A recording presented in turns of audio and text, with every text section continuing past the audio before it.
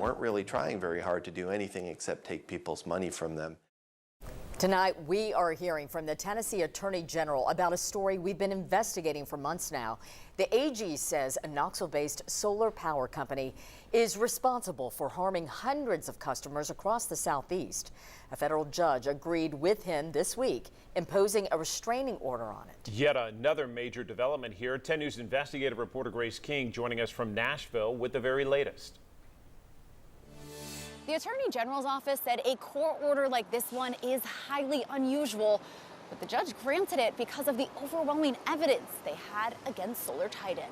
It was all lies. I mean, it was done shoddily, and there was no expectation on the company's part, as far as we can tell, that any of this stuff was going to work. Tennessee Attorney General Jonathan Skrmetti says Solar Titan USA had problems from the very beginning. We know that one of the people involved at the leadership level is convicted of wire fraud in the past, and they went to great pains to conceal that fact. The Consumer Protection Division has investigated the company for months. There were more and more complaints and more evidence that there were problems, and yet the company was out there making promises to more and more customers and doing less and less to fulfill those promises. That's why Tennessee and Kentucky filed a complaint asking a federal judge to appoint a receiver. The receiver steps in, takes control of all of the assets of the company, starts understanding the different pieces, what the company actually owns, where assets have gone in the past.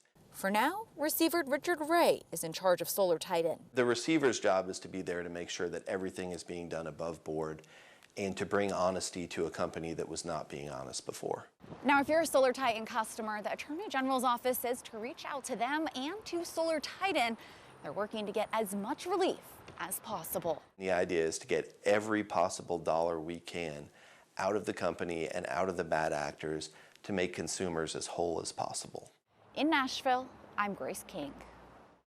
The case against Solar Titan and its lender will be heard in federal court. We have much more on the lawsuit right now at WBIR.com.